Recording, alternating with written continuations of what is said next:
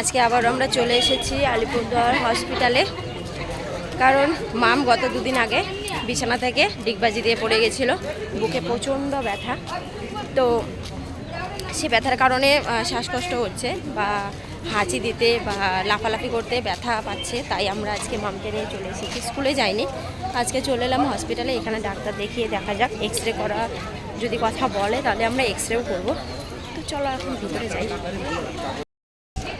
মাম্মা এখন যাব টিকিট কাউন্টারে, আমাদের টিকিট কাটতে হবে।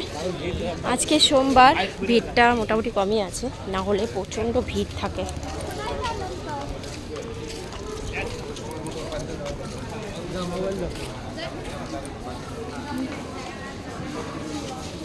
কাউন্টার বন্ধ, টিকিট পাইনি আমরা।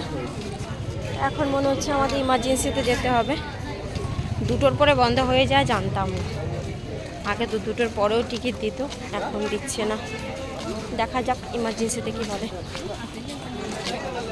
ইমার্জেন্সিতে গেলাম, ডাক্তারবাবু দেখে এক্স রে করতে দিল। যেহেতু মাম এই নিয়ে 4বার পড়েছে, 4বার বুকে ব্যথা পেয়েছে, তাই আর রিস্ক নিলাম না, এক্স রেটা করিয়েই নেব। আসো মাম্মা।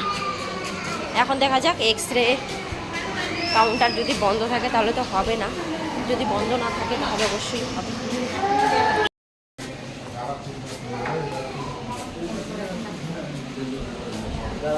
এক্স রে করা কমপ্লিট, তো এক্স রে রিপোর্টটা দেখালাম, তেমন কিছু হয়নি, কিছু ব্যথার মেডিসিন দিয়েছে, তো ব্যথার মেডিসিন খাওয়ালেই সেটা কমে যাবে। তো এখন আমরা যাচ্ছি বাড়ি।